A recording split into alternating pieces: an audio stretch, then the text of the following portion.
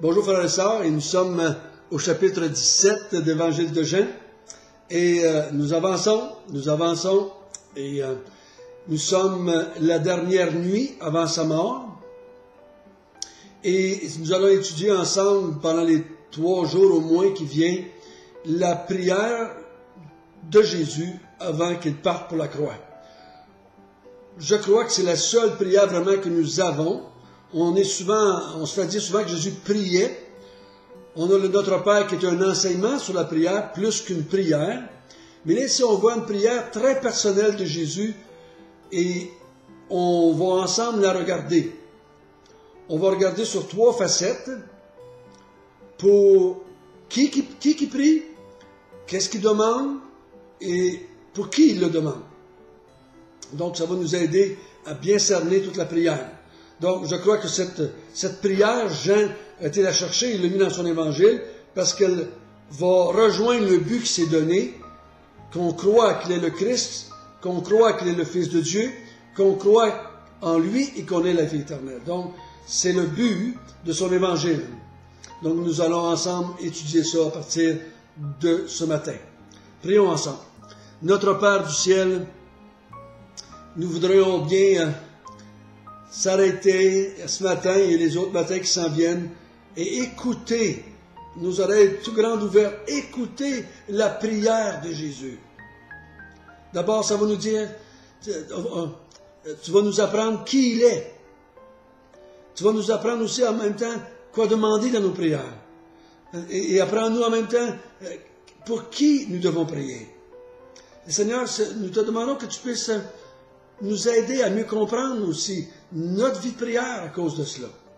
Donc, on te demande que par ton Esprit Saint, que tu fais habiter dans tes enfants, que tu puisses nous aider à mieux te connaître et te glorifier. Amen. Je vous ai dit que la grosse différence entre l'évangile de Jean et les autres évangiles, c'est que l'évangile de Jean démontre Jésus dans tout son contrôle face à la vie et face à la mort. Dans l'évangile de Jean, vous remarquerez, on n'a pas vu de repas du Seigneur. Dans l'évangile de Jean, il n'y a pas d'ange qui vient le consoler ou le fortifier. Dans l'évangile de Jean, il n'y a pas de sueur de sang sur son visage. Dans l'évangile de Jean, il n'y a pas de prière pour éviter la croix.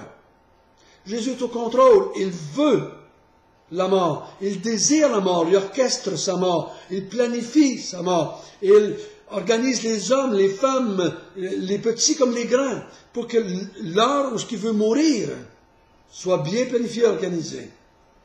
Et c'est une façon de le voir. C'est une façon de le voir en regardant ce petit mot qui a de l'évangile de Jean qu'on ne voit pas ailleurs dans les autres évangiles. C'est le mot « heure ». Laissez-moi vous lire quelques versets pour vous démontrer qu'il est au contrôle. Jésus ne suit pas l'agenda des hommes, mais il a sa propre agenda, et à cause de son propre agenda, les gens vont embarquer dans son agenda, et c'est important de se rappeler ça. On ne demande pas à Dieu d'embarquer dans notre agenda, mais on lui demande, lui, de faire son agenda, et de nous d'obéir à son agenda et de nous d'accomplir l'agenda qu'il a pour nous. Donc regardons ça, je vais vous lire quelques textes, si vous voulez bien, dans l'évangile de Jean.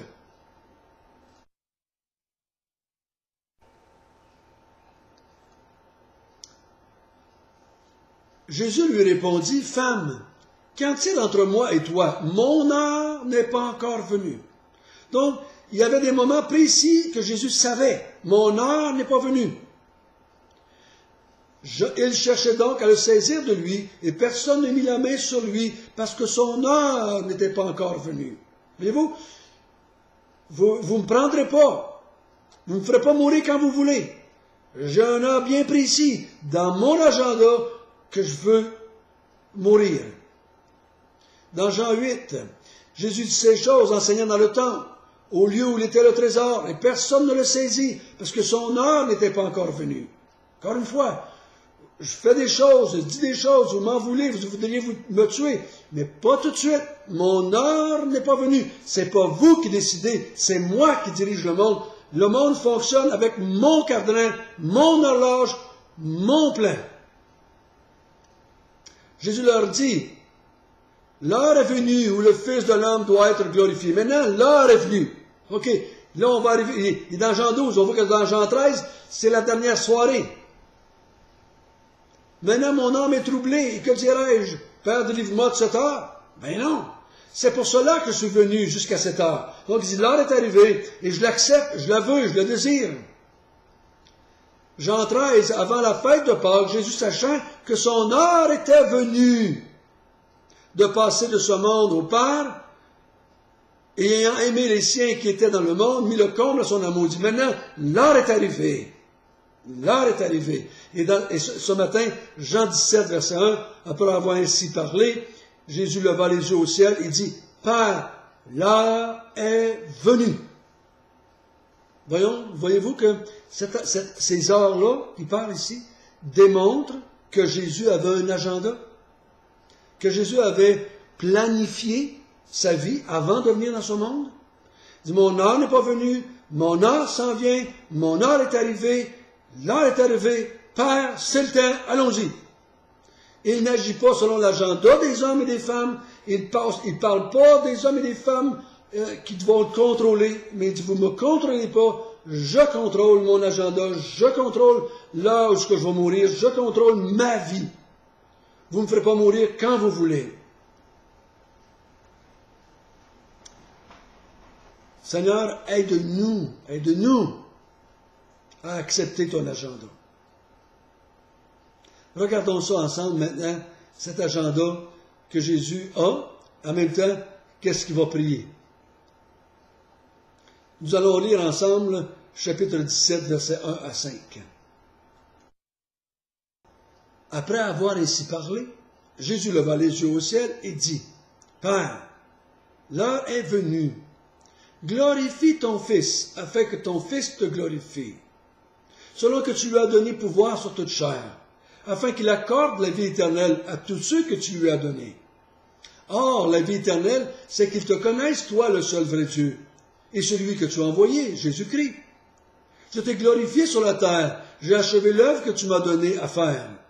Et maintenant, toi, Père, glorifie-moi auprès de toi, même de la gloire que j'avais auprès de toi, avant que le monde soit.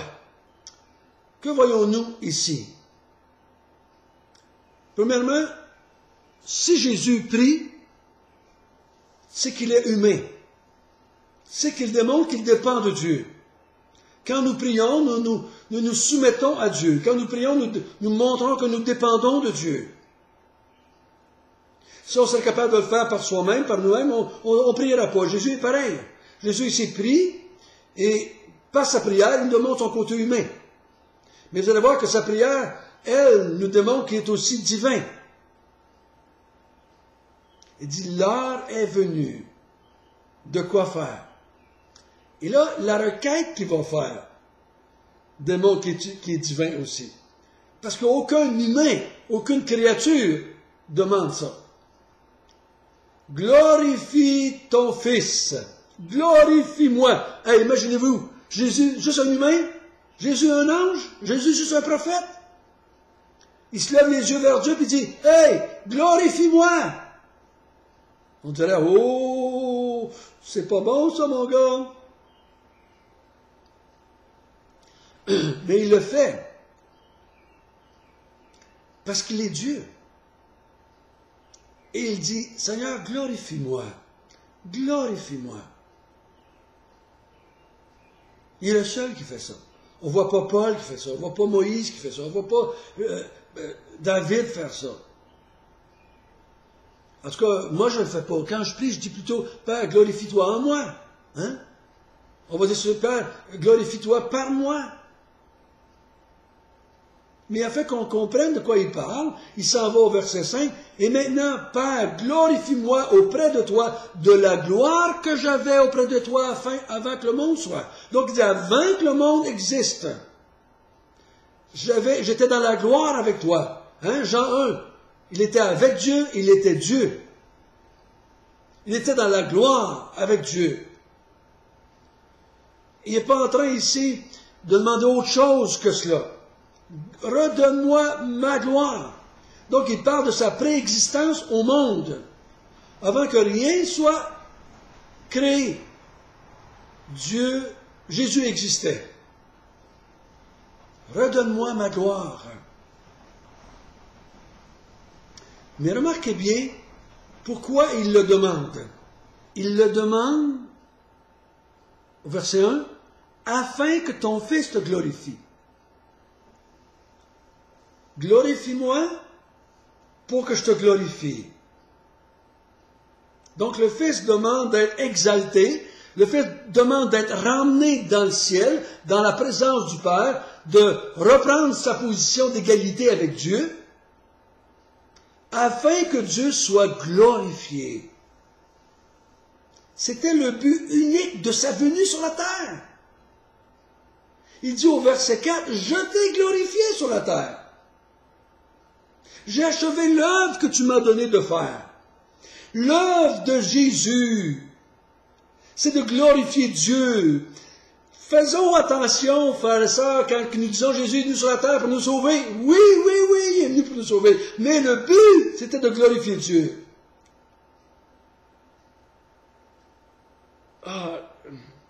Je suis convaincu personnellement, si Dieu n'avait pas tiré de la gloire de cela, il ne serait pas venu. Il ne serait pas venu sur la terre pour nous sauver, si Dieu n'aurait pas été glorifié par ça. Notre salut est le moyen de glorifier Dieu. Donc le but du salut, c'est la gloire de Dieu. C'est pas moi que je m'en aille au ciel et que Dieu va me dorloter pendant l'éternité. Il dit, j'ai venu pendant 33 ans, j'étais glorifié. J'ai accompli l'œuvre que tu m'as donné de faire. Et l'œuvre, c'était de le glorifier. Oh, frères et sœurs, il faut comprendre et accepter ça, que tout a été fait par lui et pour lui. Tout a été fait par Dieu et pour Dieu.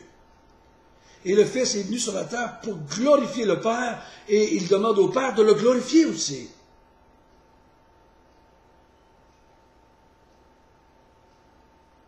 Donc il dit, glorifie-moi de la gloire que j'avais auprès de toi dans le ciel, avant que le monde commence, afin que tu sois glorifié. Voyez-vous, Jésus ne veut pas éviter la souffrance, il ne veut pas éviter la mort, il ne veut pas éviter le tombeau. Il dit, je veux te glorifier, je suis venu pour te glorifier, et je vais traverser maintenant à travers la mort pour retourner vers toi, et je veux te glorifier. Comment va-t-il faire ça? Verset 2. Selon que tu lui as donné pouvoir sur toute chair, afin qu'il accorde la vie éternelle à ceux que tu lui as donnés. Donc Jésus dit, redonne-moi la gloire, ou glorifie ton Fils, afin qu'il donne la vie éternelle à ceux que tu lui as donnés. On va le voir un peu plus loin ça. Dieu avait des personnes qui avaient choisi, qui l'avaient prédestiné. Il dit, maintenant le Fils est venu sur la terre pour donner la vie éternelle à ces gens-là. Il n'est pas venu pour sauver le monde n'est pas tout sauvé. Le monde ne sera jamais tout sauvé. On dit qu'il y en a peu d'élus, donc il n'est pas venu sauver tout le monde, il est venu sauver les élus. Il dit, je vais donner la vie éternelle à ceux que tu lui as donnés. Tu m'en donnes un paquet, une gang, ça peut être une grosse gang, mais il dit, c'est à eux autres que je veux donner la vie éternelle. Donne-moi, glorifie-moi, afin que je puisse donner la vie éternelle à ceux que tu m'as donnés.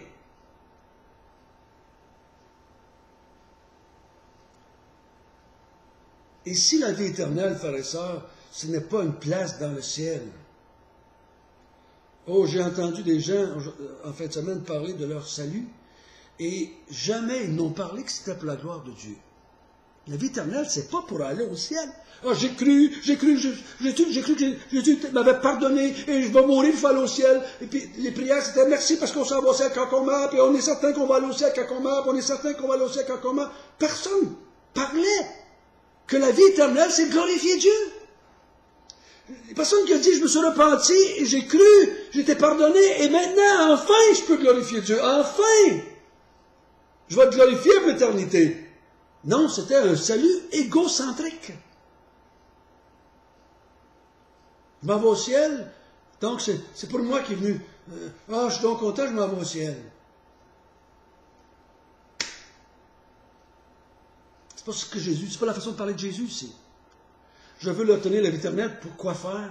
Afin qu'ils te connaissent et qu'ils me connaissent.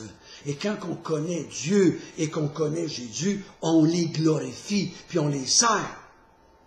On les sert, on les glorifie, puis on les sert.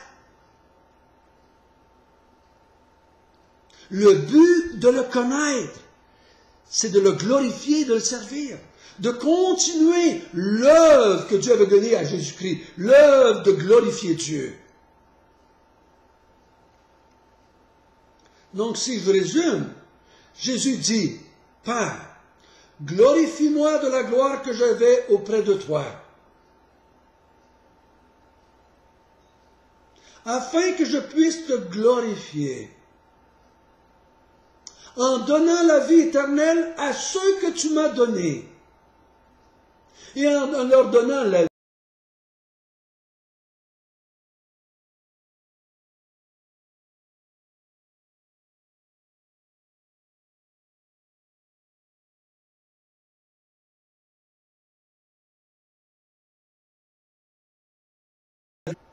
C'est pas compliqué. C'est pas compliqué. Malheureusement, je crois qu'en grande partie, l'évangile proclamé aujourd'hui dans le monde évangélique est un évangile centré sur l'être humain. On dit 1000 fois, crois au Seigneur Jésus, tu seras sauvé, puis on dit une fois, tu vas pouvoir glorifier Dieu. Je pense qu'il faut rétablir la réalité. Dire, convertis-toi pour pouvoir glorifier Dieu. Allons évangéliser pour la gloire de Dieu. Moi, je vous dis, en tout cas, c'est mon expérience personnelle et c'est ma façon de voir personnelle. Mais je crois que ça va avec la Bible. Quand je pars par l'évangéliser, je ne m'en vais pas pour gagner des âmes, dans le sens que pour sauver des âmes pour qu'ils puissent aller au ciel. Je pars avec le but d'aller glorifier mon Dieu.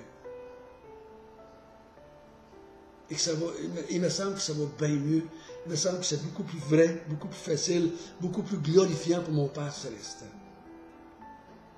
Et pour mon Sauveur Jésus-Christ. Donc quand nous prions, quand nous évangélisons, faisons-le pour la gloire de Dieu. Je sais que des fois, on peut évangéliser quelqu'un qu'on aime, puis on le fait parce qu'on n'aimerait pas qu'elle aille en enfer, on n'aimerait pas qu'elle... Mais on devrait lui parler pour que Dieu soit glorifié premièrement.